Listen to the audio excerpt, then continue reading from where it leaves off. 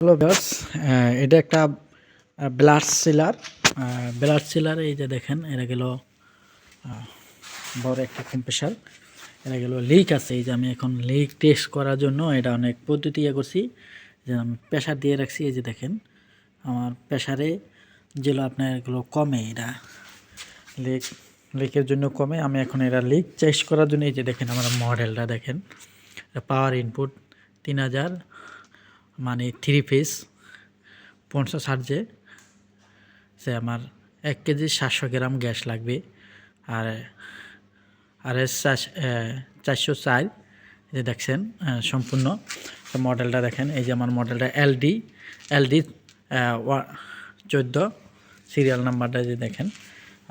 আমার গেল সামনের সাইডের এই যে কম্প্রেসারের একটা টেরে, আর গেল আমার কন্ডেন্সার।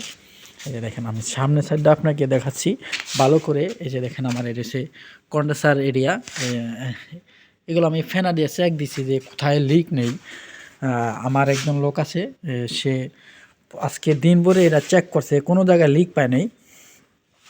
কিন্তু আলহামদুলিল্লাহ আমি অল্প সময়ের মধ্যেই আমি আমার লিকটা খুঁজে বের করে ফেলেছি। এই যে দেখেন এগুলো একটা ডিসি ফ্যান ছিল, এসি টু ডিসি।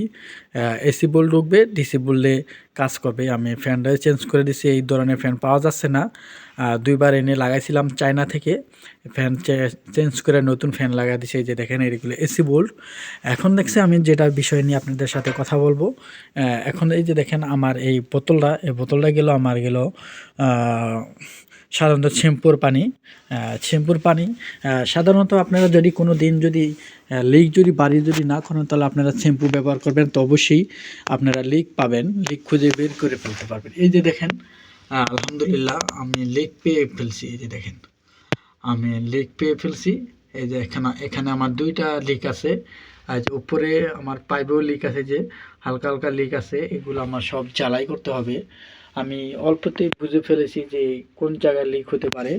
আমি যে জায়গায় লিক হওয়ার সম্ভাবনা আছে সেই জায়গায় আমি শ্যাম্পুর পানি দিছি। আমার অতি সহজেই আমার লিকটা বের হয়ে গেছে। এটাকে একদম সূক্ষ্ম লিক।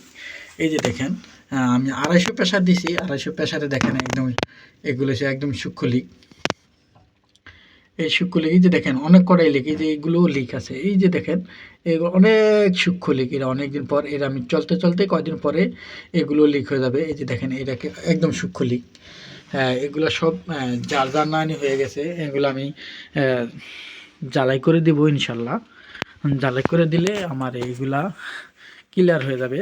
এই যে দেখেন এই পাশে আমি চেক দিই নেই, এই পাশে এই যে হ্যাঁ বন্ধুরা, এই পাশেও লিক আছে। এই যে দেখেন এই যে দেখেন বন্ধুরা, এই যে এই পাশে এই যে আমার তেল কামানো আছে। এই যে দেখেন এটা ওই পাশে শুকনার, এই পাশে তেল কামানো। এই পাশেও লিক আছে। এরা একদম সূক্ষ্ম লিক, এগুলো হচ্ছে একদম সূক্ষ্ম লিক।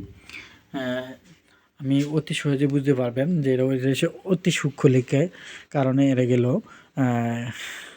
লিক হয়ে গেছে। এখন আমি এইগুলো আরও চেক করব।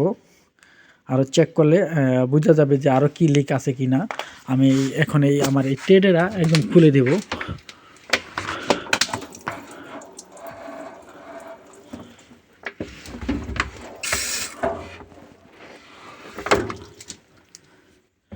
এইভাবে ফেনা পানি দিয়ে চেক করবেন অবশ্যই।